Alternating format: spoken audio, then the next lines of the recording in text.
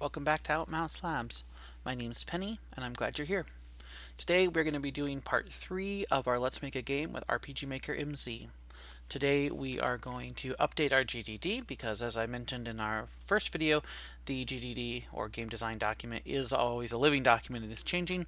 We are going to do character creation, and I'm going to show you how everything worked and how I got it to do what I got it to do. Obviously your game may be very different from mine, but hopefully learning these steps will help you stay motivated and help you stay organized. Okay, let's get started. Alright, so I have updated the GDD to reflect the new name. So, Coal Valley Center, the disappearance of April Fletcher. I have reworked the premise, and I've added an opening scrawl. Now, an opening scrawl certainly isn't required, but if you choose to do one, I do recommend keeping it kind of short and only telling the player what you need them to know going into the game.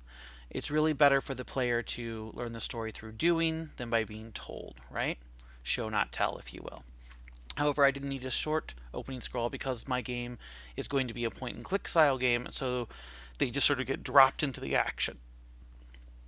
Excuse me. Okay, so I've also updated our story beats, and reminding that our story beats are a bullet list that give us what's going on throughout our game so that we can kind of follow it like a checklist.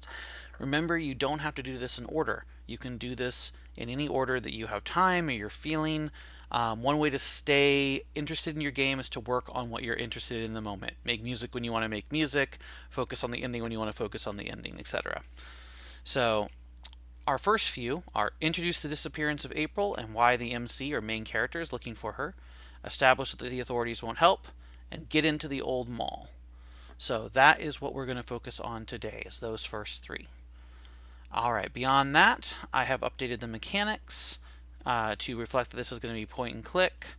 I've noted that that I'm going to use several plugins. I've added my stats and rolling mechanics, and I've updated my art to reflect the fact that I'm going to be using a different kind of art than I originally thought I was. I've updated my characters and my setting, and I've gotten rid of all of my database stuff because I'm not going to be using the default RPG Maker database. Okay, let's go ahead and jump into RPG Maker, take a look at what it looks like. So this is what we have so far.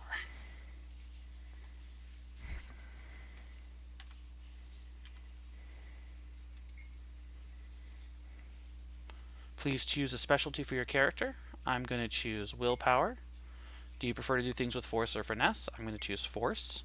And then what is your character's name? I'm going to leave the default of Max.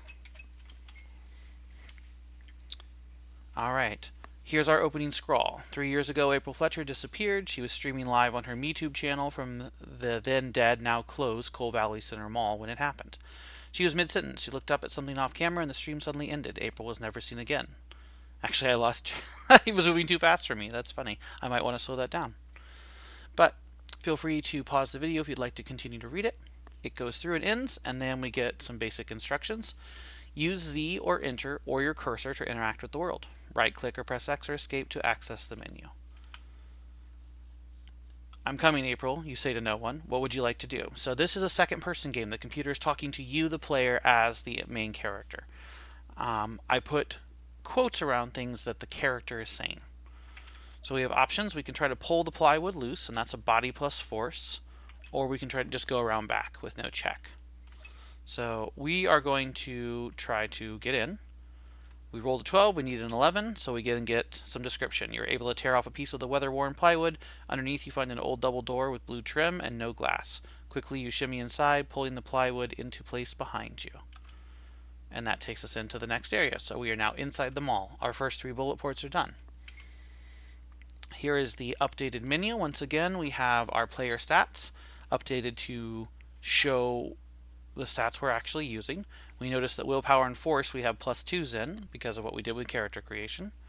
We've changed the class to main character, and we've gotten rid of all of the extra commands that we don't need, because we're only going to be using these. And I went ahead and filled out some of the credits. I do recommend you find a good credits plugin. This one is CGMZ by Casper Gaming, their credits plugin. So there you go. Alright, so that's what we're working with so far. Let's go ahead and close this. How did we do it? Alright, so Our initial scene is just a blank scene. Our character is in the middle, and in the System 1 of your database, we've said start and transparent. We're not going to use our character sprite. It's just going to be a camera in this game. So you'll move your sprite around to be your camera. Okay? Inside the event, we've set it to auto run so that it starts playing right away. And it goes through the dialogue. When you choose one of the body, mind, or willpower, you set body, mind, or willpower to 2. From now on, you would want to add to it, but since this is the initial setup, you can go ahead and set it.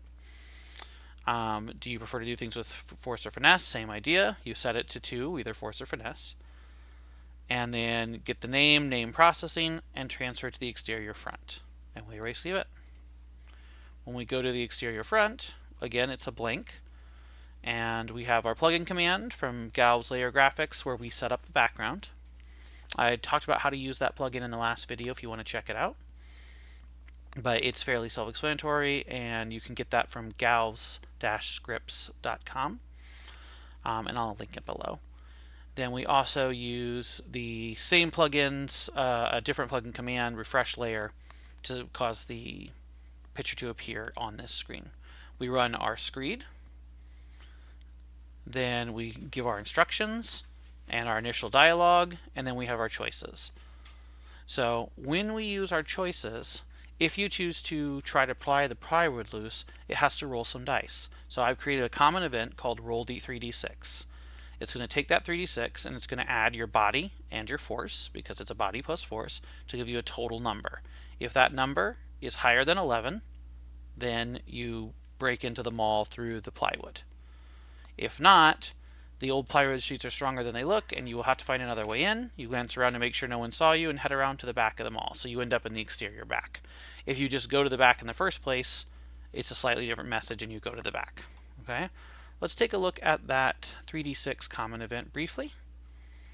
So, roll 3d6. So we have variable 9, which is our result, which we set to 0. Then we roll our dice, so d6, 1, 2, and 3, random 1 to 6. We add to 9, d6, 1, 2, and 3. So there's our 3d6. So you will always get between 3 and 18, and with 3d6 you will typically get an 11 or 12 most of the time. And then you can set your DCs based on that. An 11 is easy, a 14 is sort of moderate, a 16 is difficult, and a 20 is very hard, is roughly the standard numbers. Okay, so should you have chose to go around back, it's the same basic idea. So exterior back, you are going to load your background, refresh the layer just to show the background, load your door picture, load your metal rod picture, set the door to be a button, set the metal rod to be a button. These are all using plugin commands. The button picture command comes with RPG Maker MZ. It's in your DLC folder. And then describe the old metal door is covered in graffiti. The gap between the doors is pretty wide. Maybe you can find something to pry it open with.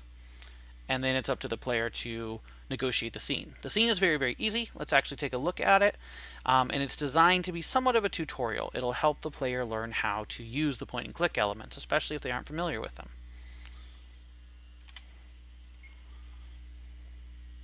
So we see our description, we see our scene. You look around, you can click on the door, and you can click on that rod. So we click on the door. The deadbolt is old but solid enough. There's no way you can get this open with your bare hands. You click on the rod. This metal rod might work as a pry bar. You add it to your inventory. It disappears, plays a sound. If you go to your inventory, key items, there it is. And now if you click on the door, you get a new description, and you're transferred inside. Oop, that's a small bug. I forgot to delete the door. But that would be the next thing we would fix.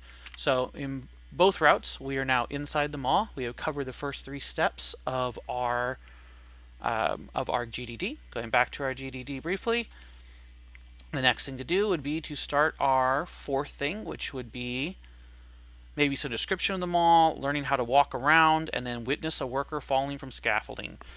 But there's no body to find. And that is where we will pick up next time. Thank you for watching. I hope this was helpful. and we'll keep making this game together. Please consider liking and subscribing if you liked this content, and happy game making.